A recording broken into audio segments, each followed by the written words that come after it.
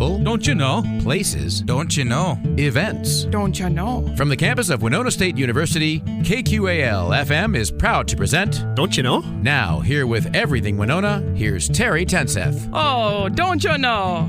On this episode of Don't You Know, we get to know our candidates for sheriff in Winona County. We visit with Bill Spitzer, whose motto is bringing community back to policing. Bill will share with us his thoughts on why law enforcement was the right career choice for him, his 5-point plan for Winona County, and more. Get to know one of your candidates for sheriff today on Don't You Know.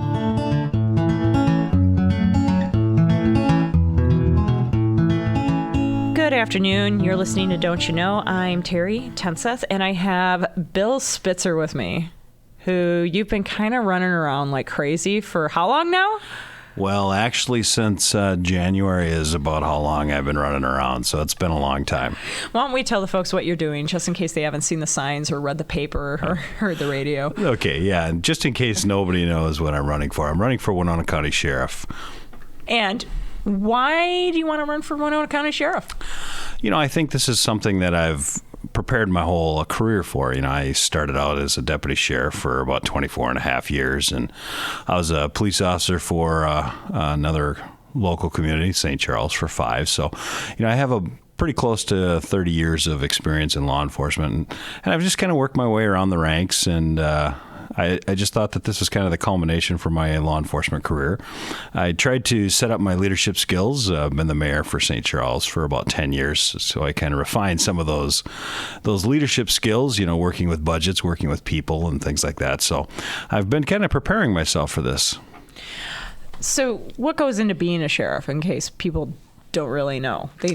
They know that you have a presence out there in the community and you're overseeing a lot, but what goes into being a sheriff and what makes a good sheriff? You know, a lot of times that the sheriff is basically the person that sets the direction for the entire department. The sheriff is the chief law enforcement agent for the entire county, so it's a very important position. And I think it's one of those that sets the direction for all law enforcement in the community. And, you know, I think it's very important for us to select that right one that is going to lead us into the future. And, you know, Sheriff Brand has set a good foundation. We just need to build upon that and move forward. And I have a lot of new ideas, and I think it's just time for a change. Are you allowed to talk about your new ideas? Oh, absolutely. Okay, so why don't you go ahead and give us an idea of what you got. You know, I think some of the things that I would improve upon in our department is become a more proactive department. I have an extensive experience in prevention, both in the community and, of course, the DARE program. For 15 years, I was the DARE officer, so I worked with our youth for a number of years. And I just think we need to move forward a little bit in being a little bit more proactive and trying to prevent some of these things before they happen, because we all know that once something happens, it becomes very expensive to fix, and it's very difficult to fix sometimes. So if we pursue the proactive approach, let's try to educate our community members of how to protect themselves, how to prevent them from being victims. And the same with our youth, you know, find ways that we can help them make good decisions. And I'm a part of an organization called Alliance for Substance Abuse Prevention, a very new organization made up of a number of different disciplines, Winona Health, law enforcement, various other groups in the community, including WSU. And what we're doing is we're just kind of looking for ways that we can prevent some of these things from happening, especially with substance abuse. Obviously, we know that with substance abuse comes other crimes. So if we can start pursuing a way to prevent people from overusing or begin using, then some of these other crimes are going to be reduced. What do you think are some of the biggest issues in Winona County? Drugs a big issue right now? You know, I think drugs are a part of it. I think there's other issues that are going on in the community. We can't leave behind a lot of the other issues. Sometimes we talk too much about drug abuse, but, you know, it is one of the cornerstones that we really have to focus a lot of our efforts on. But we have to also focus our efforts on other things. You know, emergency management. I'm hearing a lot about that when I'm out in the community, especially from our more firefighters, that we need somebody that is in charge of our emergency management. We had an emergency management director back a few years ago, and it was combined into another position. But, sometimes when you combine a position, both positions don't get the attention that they really need. So we need to start focusing on that. The other thing that I'm hearing a lot about is, just the customer service that people are getting. If you look at law enforcement, we don't build anything. We don't sell anything. The only thing that we offer is service. And I think that we need to look at, how can we provide the best service for Winona County? And what that translates into is when you call 911, basically you expect your problem to be taken care of, whether it's a barking dog or whether it's an assault that just took place.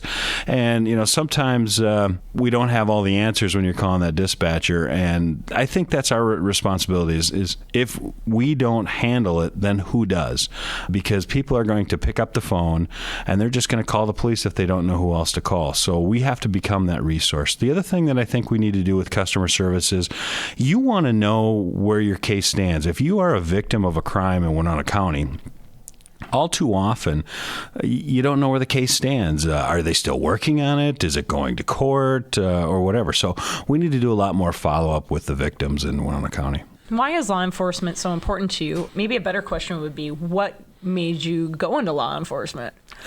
I think that the biggest gratification that I get from my job is helping people. And I love solving problems. I don't know where I ever obtained that skill, but it's something that I've always enjoyed doing. I've always enjoyed, having a problem in front of me and people say, okay, how are we going to fix this?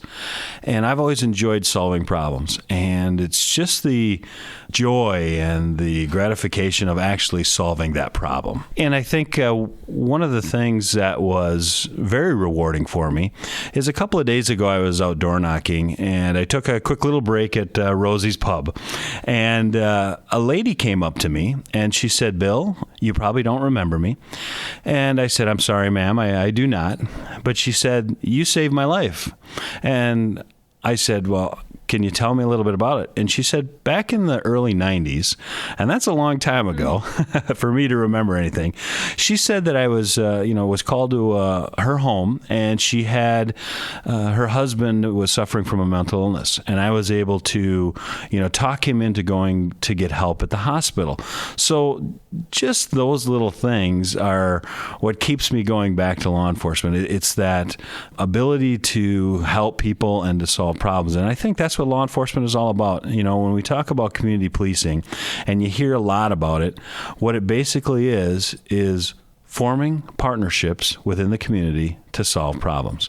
And that's what we need to get back to doing. We need to get back to solving the problems, because once you start solving the small little problems, sometimes those big problems go away. Yeah, sometimes it's a snowball effect, right? Absolutely. Okay. When you have a little problem, if you just put a Band-Aid on it, sometimes it just doesn't take care of it, right? So what you have to do is you have to go, okay, how can we totally take care of this problem when it's a small problem? Because like you said, it just snowballs. It just keeps getting bigger and bigger. So that's the thing that we have to get back to doing. And that's that's exactly what my platform is. Is there a favorite memory you have of being on the force? I have so many favorite memories. I think it's very rewarding when you get people coming up to you and actually, talking about the things you did. I would say my 15 years as a DARE officer would probably bring back a lot of my very good memories, because a lot of times you're working with, I want to say, the less than 10% of your community that probably, well, we'll just say it, get into trouble a lot. And by working with DARE, I was able to see all these good people and good young people and able to work with them on a very different level. And that was very, very rewarding for me. Talking about life skills, talking about making good decisions, talking about what happens when you get into trouble, consequences. So I think that was probably the most rewarding part of my law enforcement career. And I still have DARE students today that are, I'm sorry to say, in their 20s and 30s. That kind of gave away what my age is here. But they come up to me and they say, thank you very much for taking the time. So I think those 17 short weeks, 17 short hours in the classroom, and they remember who you are. They come up to you and say thank you for being there and providing that guidance. So I think that's probably the most rewarding times that I've had. Now, you have a very active YouTube thing going on. I noticed your website's got a lot of content there, so you've been spending some time lately. I am a technology junkie, and if there's a social media out there, I'm on it. And I think it's just a way to keep people informed. And I think that's so important. All too often, the first thing that fails is communication. And I sometimes maybe overdo it by doing that. But, I think information is the key to success. And I think that if we keep everybody educated in the community, keep all of our groups that we're associated with educated on what we're doing, we can become a much better community. And that's just so important to me. And I figured if I'm going to preach that, then I better do that. And that's exactly what I've done on my website. I have a Facebook page, I have a Twitter feed, I have a YouTube channel, and those are things that are important. And those are some of the things that I'm going to carry over to the sheriff's office as well. That is what we need to make sure that we do with the community. Keep them informed about what's going on, how they can protect themselves, and all those things. So communication is key. And what are your 5 points?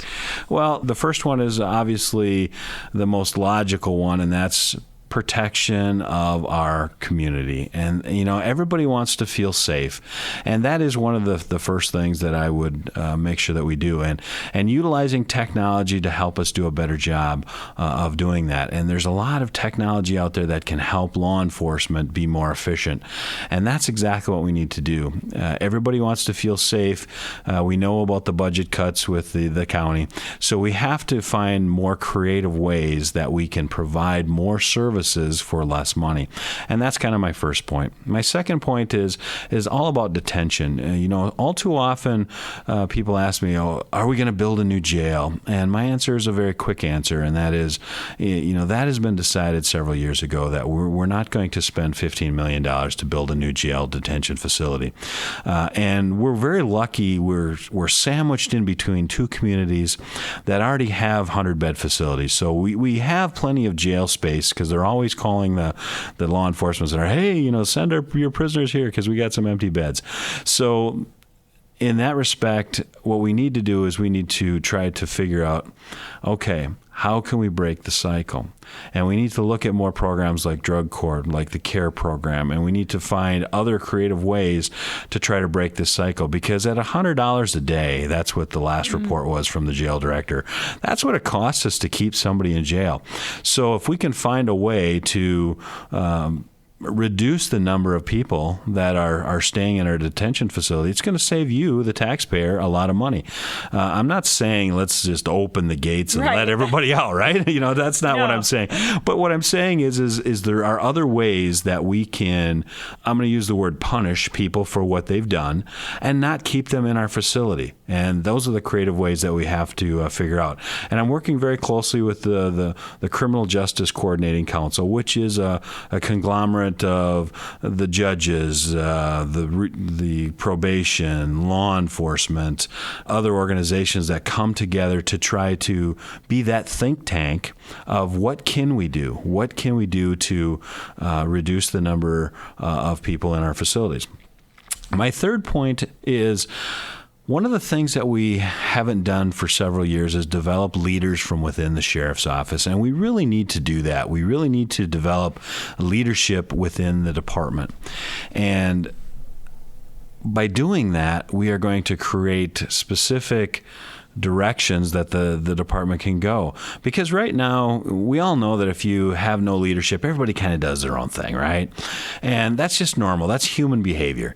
But if you have somebody like a shift supervisor, a night shift supervisor, a day shift supervisor, that basically sets the direction to try to fulfill the goals of the department, now all of a sudden you're on track. And that's just getting everybody together, everybody on the same page. So that's basically my third one is develop those. And the first question I'm always asked, well, that's going to cost money, isn't it, Bill? And I say back, no, because when they did away with those leadership positions, they did not do away with that actual position in the department. They just made that leader into a regular deputy. So all we're looking at is just making up the difference that you would normally pay a leadership position. So I would say right around $12,000 that I'm going to have to find. Now, I should be able to find that in a $7 million budget. I think I'm a fairly frugal person, but I think that we would be able to find that. The fourth thing is basically about customer service. I think that we need to do a better job at doing that, and we talked a little bit earlier about that. So that's my fourth point. And my last point is creating what's called a capital improvement plan. And that is planning for the future. One of the things that I learned as being the mayor for the last 10 years is that you need to plan for the future. You need to figure out, all right, what type of equipment or what type of improvements do we need to make that is going to help us do our job better? Because what happens if you don't do that, and currently we don't do that with the sheriff's office, is you need to figure out, okay, what equipment is going to go offline, what equipment's going to wear out, and establish some years. Because if you don't do that, then all of a sudden things start breaking down, and then your budget goes over because you got to replace that equipment because most of that is vital to law enforcement. So by creating a capital improvement plan, you are looking into the future and you're going, okay, we're going to need new cameras in 3 years. We're going to need new computers in 5 years. We're going to need, and when you start doing that, you are very more efficient as a government agency. And a lot of government agencies do that, and that's something that we need to bring to the sheriff's office. Great. Excellent. Well, I know that was a lot of stuff there. I apologize. It's good to know what your plan of action is, and you outlined it very, very well. Is there anything you would like to say in closing? I just want to make sure that everybody gets out to vote. I know this is an off election year, and that's really difficult for people to get out to vote. But, that's something that we as Americans, as citizens of the United States, it's our obligation to get out and vote. So that's the thing I would encourage everybody to do, is to get out and vote and to really research the candidates. All too often somebody goes, well, geez, he's got a lot of yard signs out there. Right. Or you know what, I really like that person, or I'm friends with his wife, or whatever.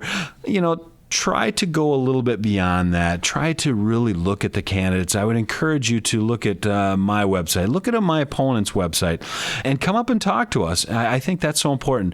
Make that valued decision, because this law enforcement officer is going to be your sheriff for the next 4 years. And this person is going to set the direction. And I just think that we need to move on and change some things. And like I said when I started, Sheriff Brand and Ron Ganrud as his second in command have set a good foundation, but we need to build upon that. We need some fresh, new ideas, and that's what I can offer the citizens of Winona County. If people want to find your Facebook page or your website or any of that, where should they go? Well, it's pretty simple. BillSpitzer.org. So the website is pretty easy to find. Facebook, it's Sheriff Spitzer 2014. And the Twitter feed is also Sheriff Spitzer 2014. So, it's very easy to find and very... it does contain a lot of information, to say the least. But, I think that's important as well. And you can find my 5 points that I want to accomplish as the next sheriff. But the one thing that I want everybody to know is that, when I get in as sheriff, the first thing that I'm going to do is go around to a lot of the groups and organizations, like I've already done, and just find out what are the needs, what are those issues, what are those concerns. Great. Well, thanks for stopping by. Thank you. You bet. Thanks again to Bill Spitzer for visiting with us on Don't You Know about the 2014 Winona Sheriff election. More information on Bill Spitzer can be found at www.billspitzer.org. Tune in next week when we hopefully visit with the opponent, Ron Ganrud. I'm Terry Tenseth, and you've been listening to Don't You Know? Thanks for listening to Don't You Know? Support for this program is made possible by the Minnesota Arts and Cultural Heritage Fund. Don't You Know is produced by KQAL FM to keep you up to date on the people, places, and events in and around Winona. Visit us online at kqal.org.